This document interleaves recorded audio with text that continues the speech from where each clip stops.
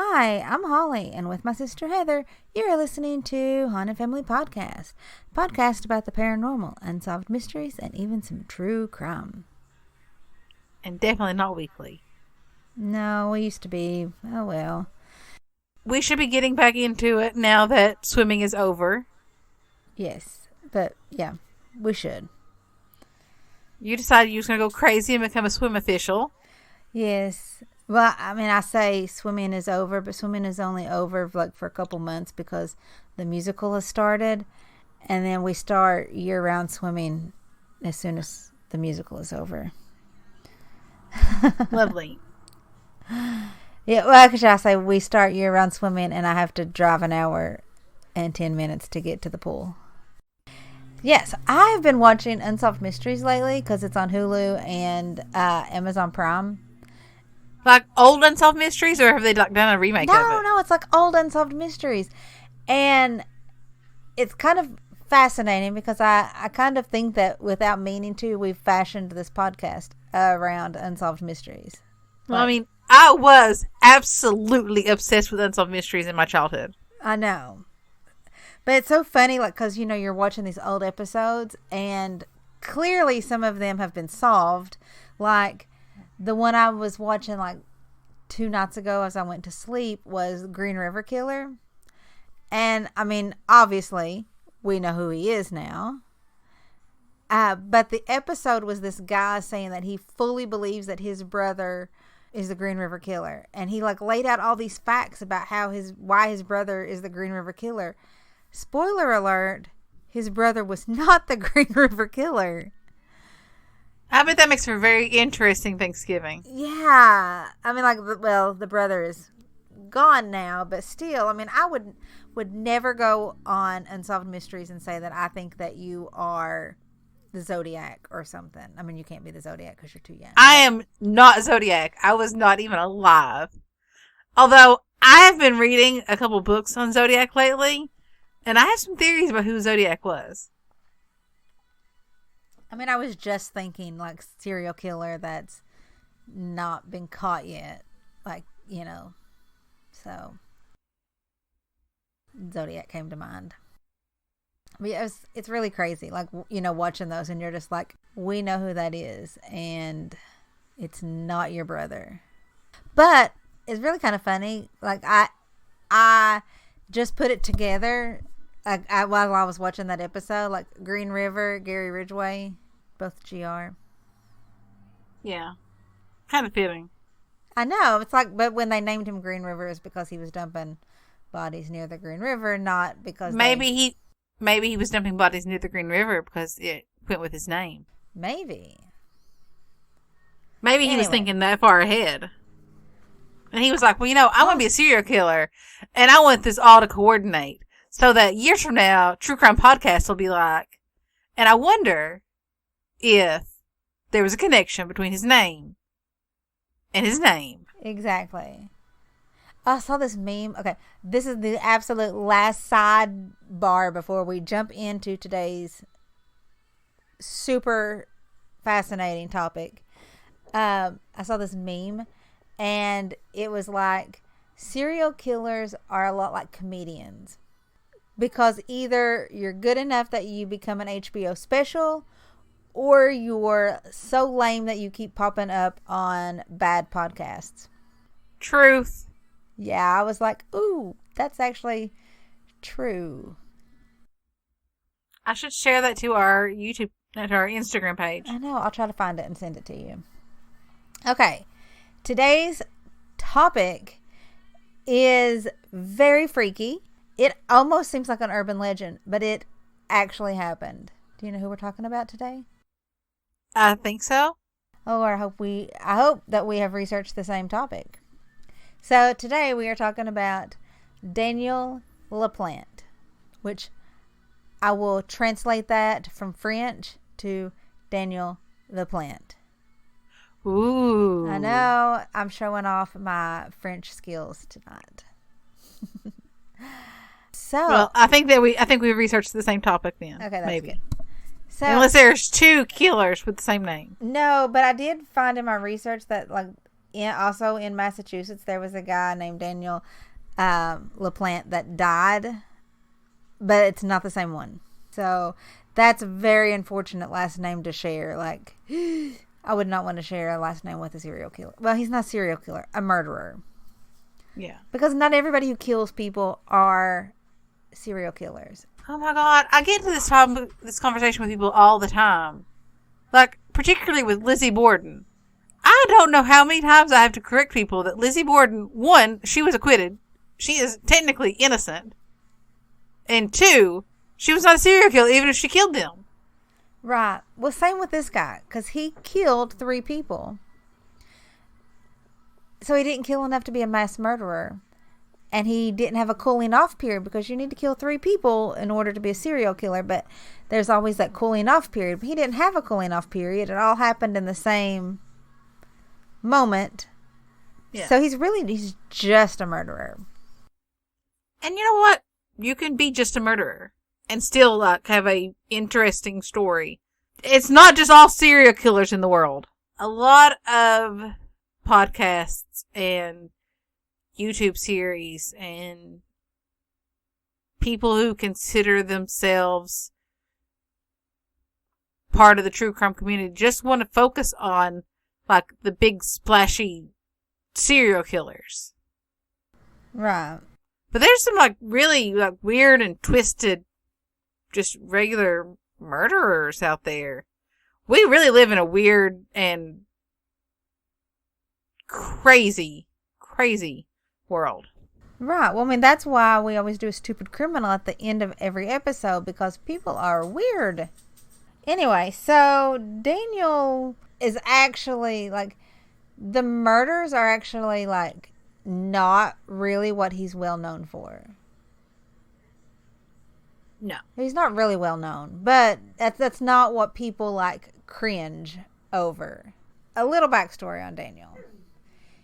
He got into some trouble when he was younger. He came from a very abusive home. Yeah, like his dad physically, sexually, and sexually abused him. Yeah. That does not excuse any of his later crimes. No. It just sort of lays the groundwork for, some of his mental issues. Right. And he was bullied in school. He was, or is, because dyslexia does not go away. He is dyslexic. And this was in the 70s. There was people really didn't know much about dyslexia then.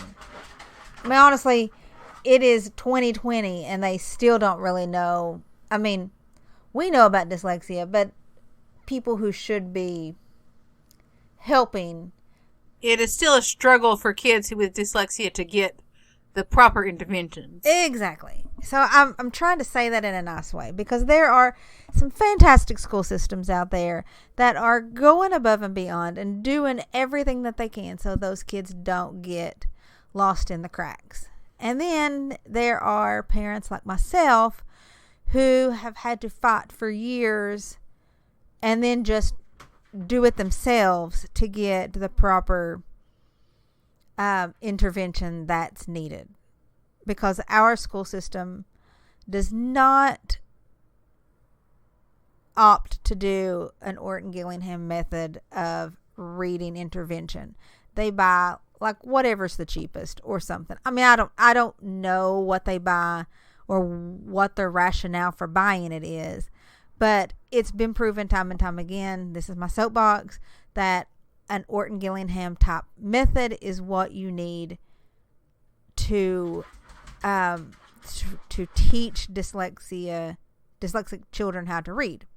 So what we used with Emmy, it's proven time and time again. And there are great school systems out there that's what they use. And then there are some that don't use that. So anyway, I know I said I was not going to get off on another tangent. Sorry.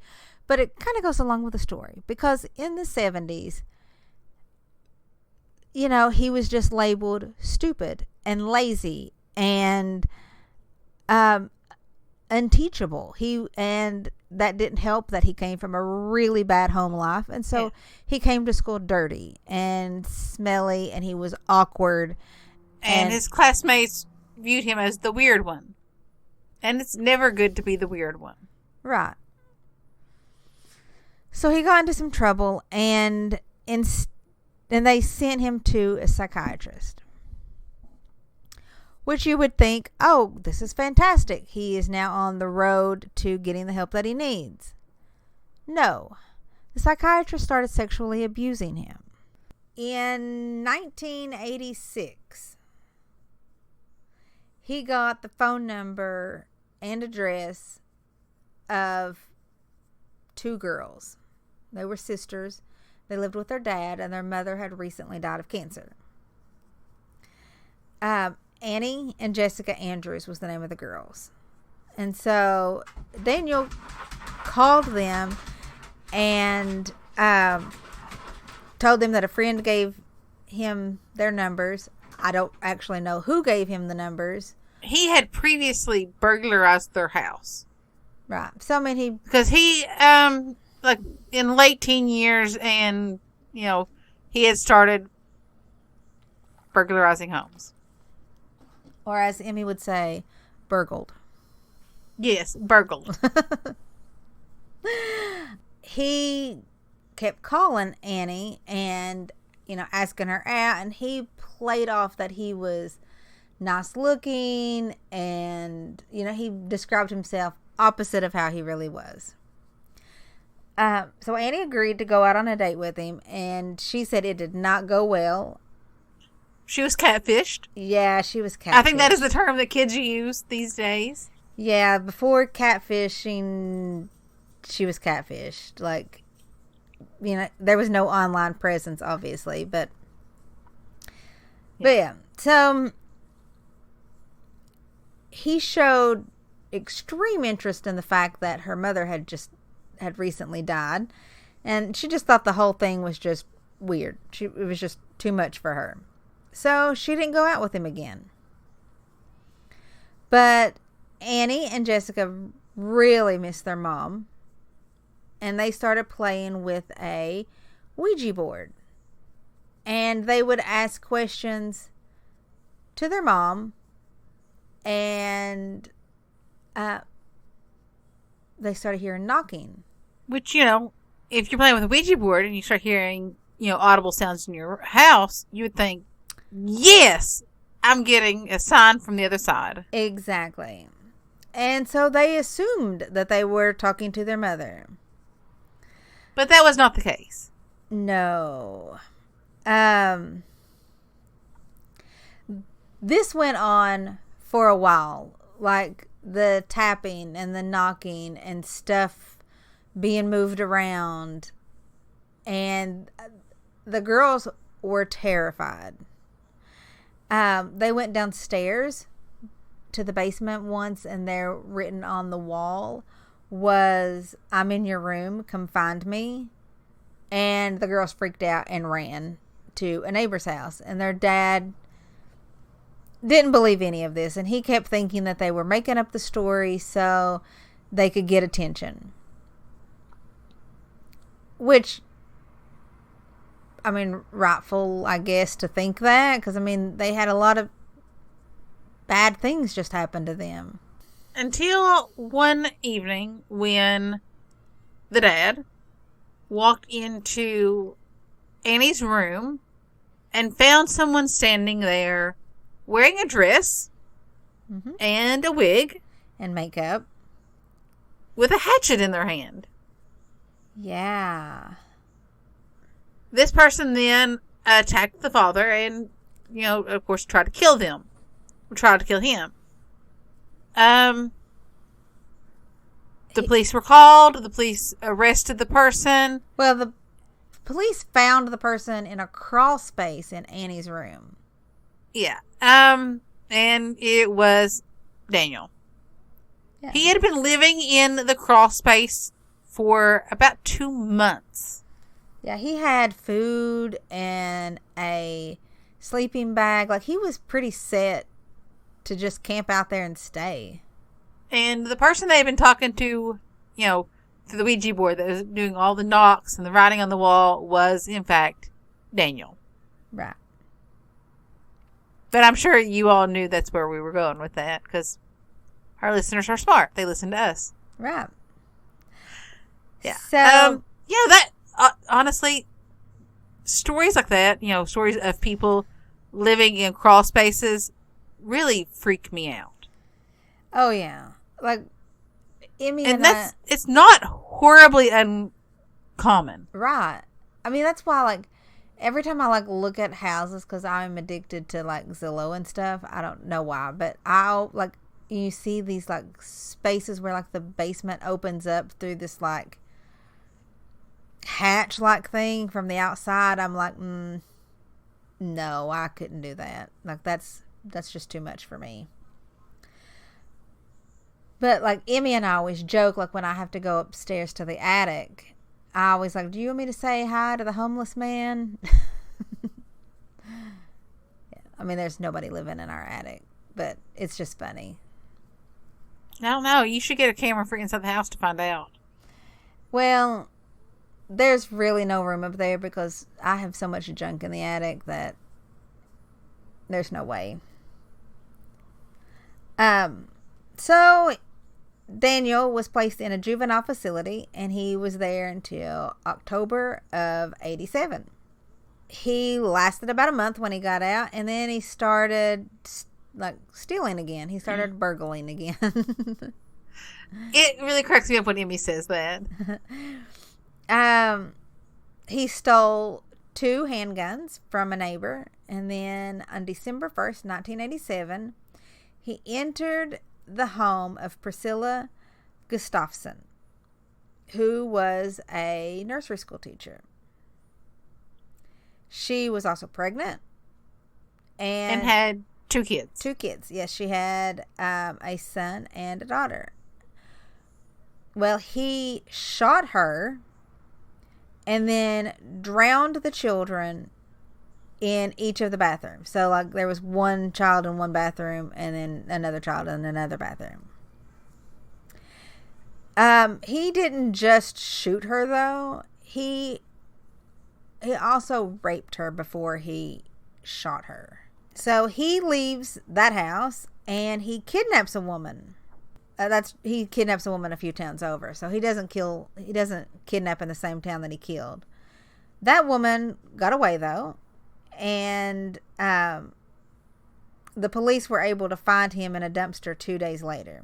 He was sentenced to 3 life sentences, and he can't get parole until he serves 15 years of each. He put in a bid for early parole in 2019. Right. And they denied it. Yeah. A forensic psychiatrist said that he was not remorseful at all for anything that he had done. According to this article from the Telegram, the Supreme Judicial Court's unanimous ruling Thursday means that Daniel LePlante will likely remain behind bars until he's at least 62. Shoot. And honestly, I don't know if it'd be safe to let him out when he's 62. Right, because 62, he's still young enough to break into houses again. Part of the evidence they found just on his person when they arrested him was the daughter that he drowned. Abigail. Yes. Her hair was on his socks. Oh, yeah, he was blatantly guilty. I'm actually reading. You can pull up, I think it's one of his appeals online, and he had apparently broken into their home on a couple occasions before he murdered them. And on one occasion, he took a cordless phone and their cable box, and he hid them in his brother's tool cabinet. Wow. Yeah. Other evidence they found in the house was part of a condom on the bedroom floor, a brown sock that was knotted and wet with saliva that had been used to gag his victim. So, I mean, he had a lot of evidence against him. And the fact that he still, sits before the parole board and shows no... Yeah, I mean, he tried for an insanity defense, and, of course, it didn't work, but... Well, he also... The fact that I've got so many computers in front of me that I don't even know which mouse controls which computer. Oh, he sued the judicial system of where he's at for religious persecution because he converted or says that he is a Satanist and he is not able to practice his religion. I know people who, work in prisons and, are in prison, and they're pretty, liberal with religions. So, I don't buy that. We have a cousin who works at a federal prison and sometimes has to work the chapel calls, and they have chapel calls for everything.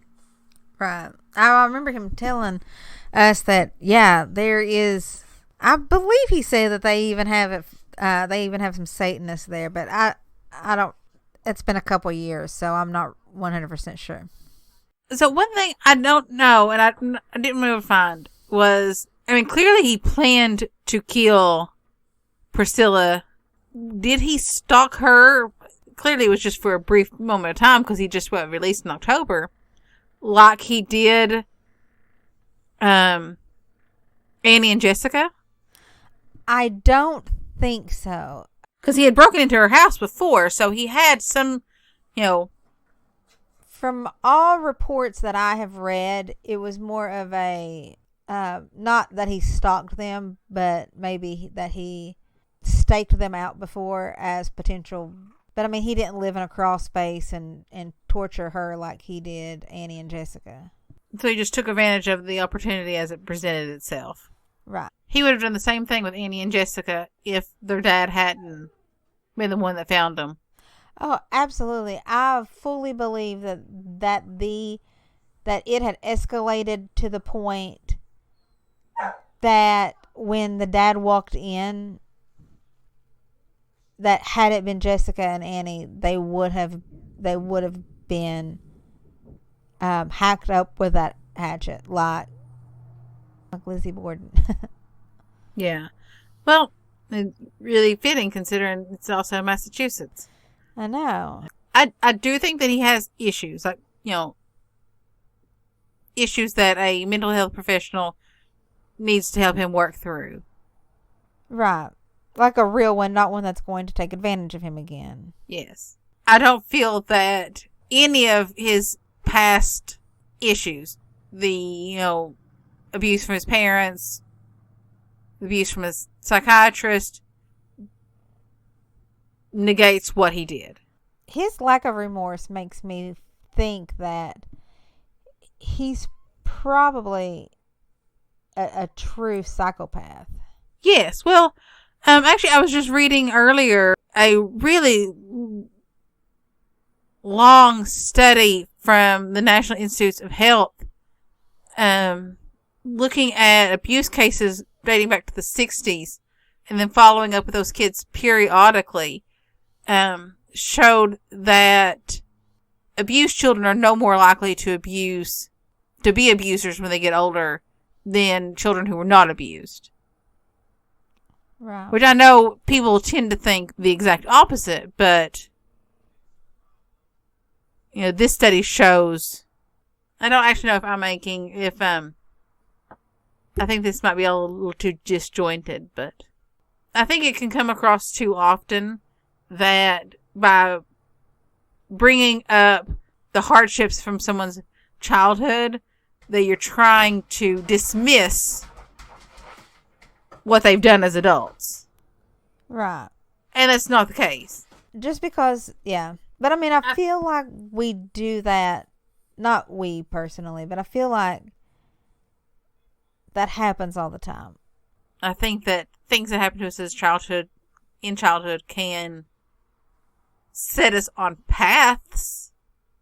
I don't think any of it negates what we do. We have to have some personal responsibility. Right.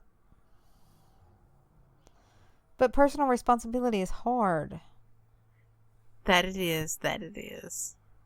So a few years ago, the courts handed down a new ruling that basically said that juveniles convicted of murder with extreme cruelty and atrocities can ask for parole and should serve a minimum of 30 years or something like that. Right.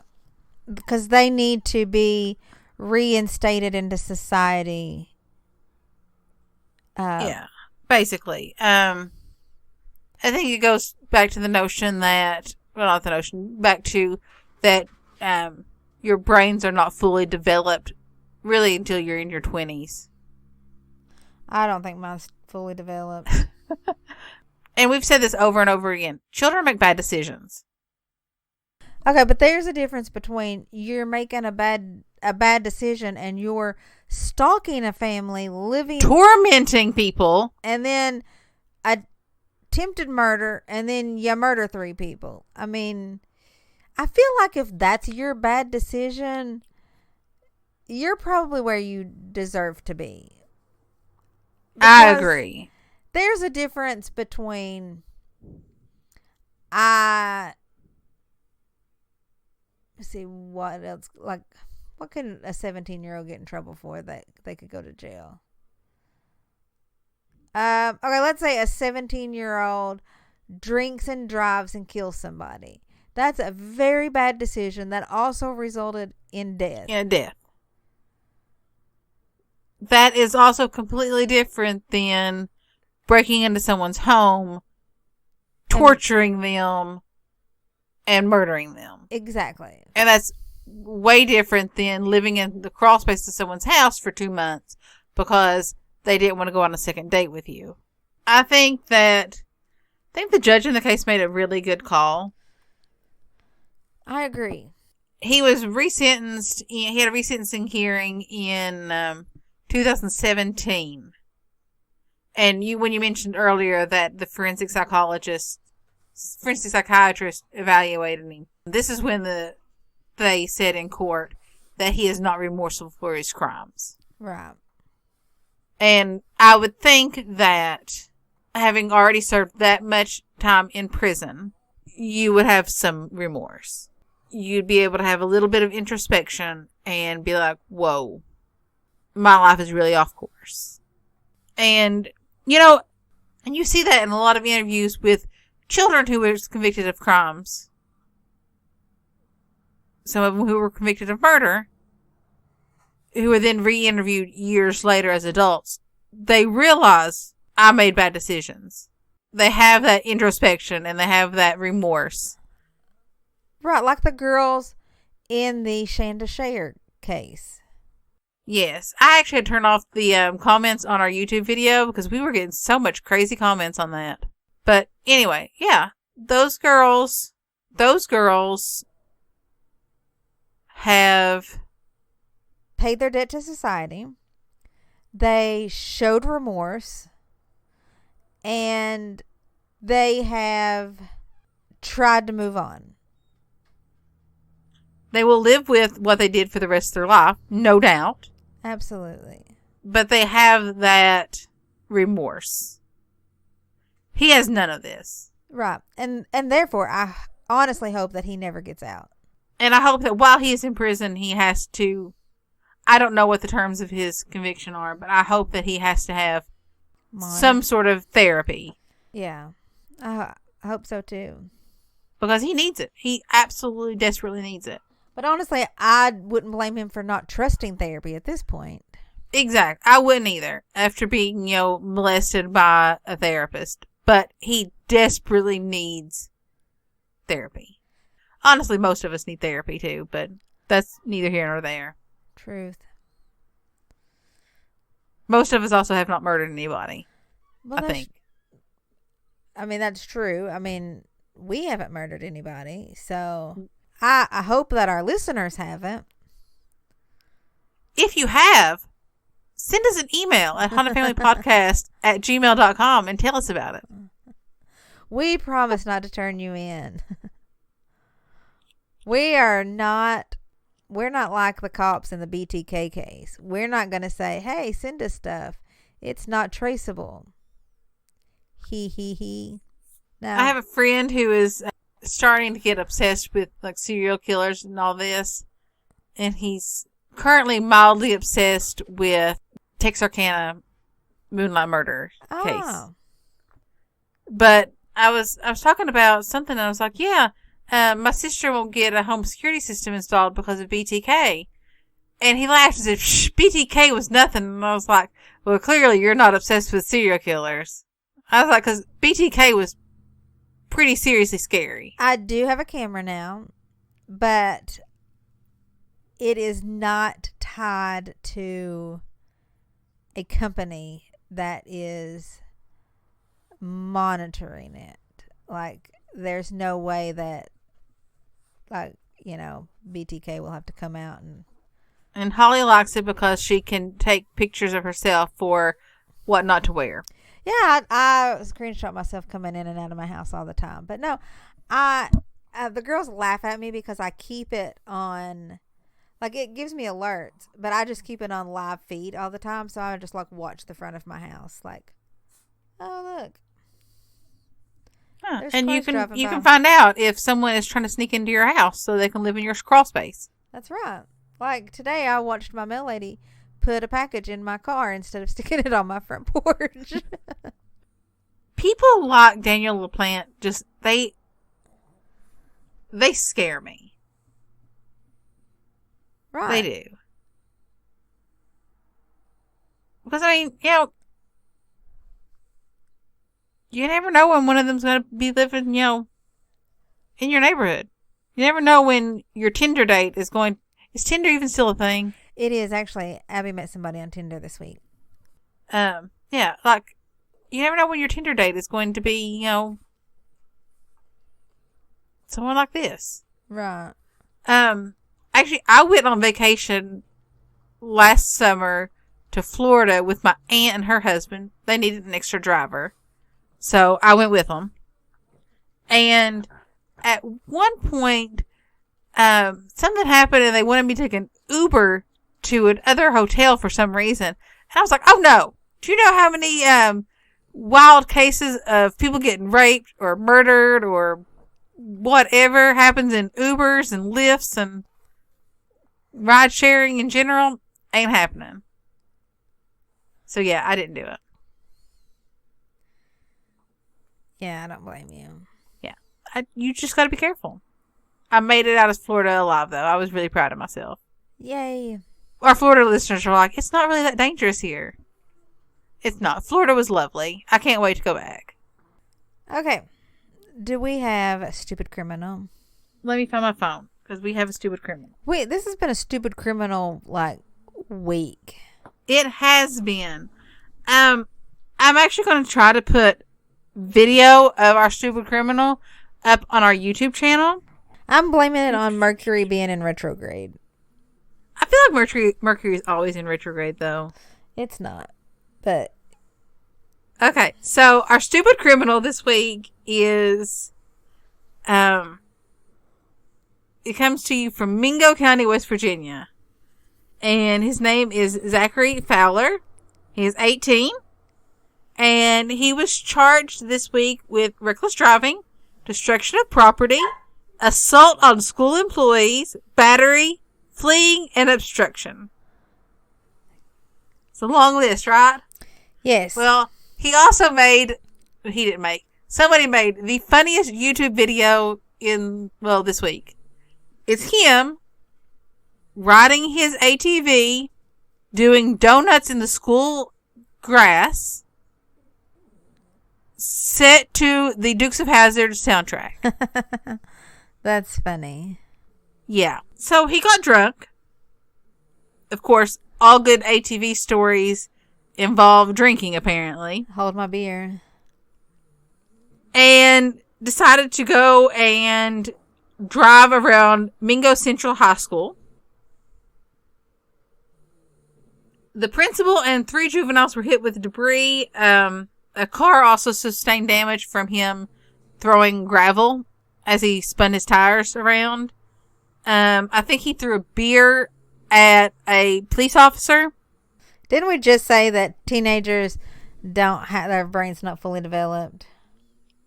And it's even worse when they have alcohol in them. He left briefly and led them on a chase up 52 and then came back.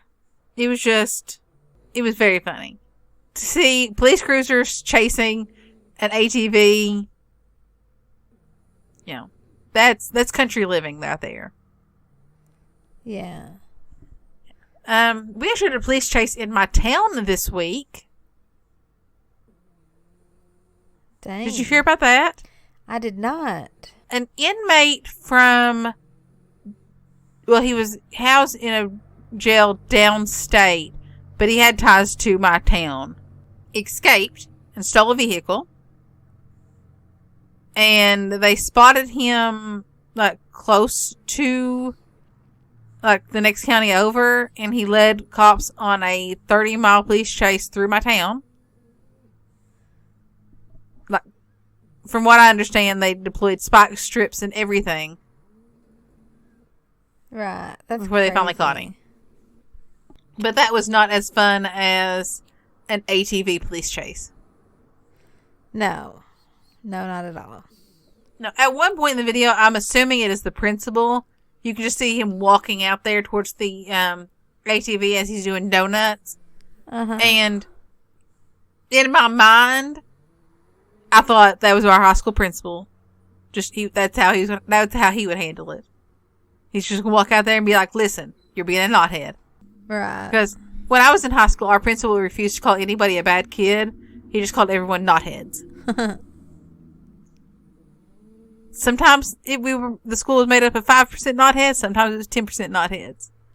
That's funny. Well, we've not had any like stupid criminals in my town, but we have had like in a 2-day period, we had a dead body in the middle of the road and remains found in a field. Yeah, have they ever released any more information on those? No, I mean, they released names, but I didn't know the people. Both of them were like in their 30s and both of them were men.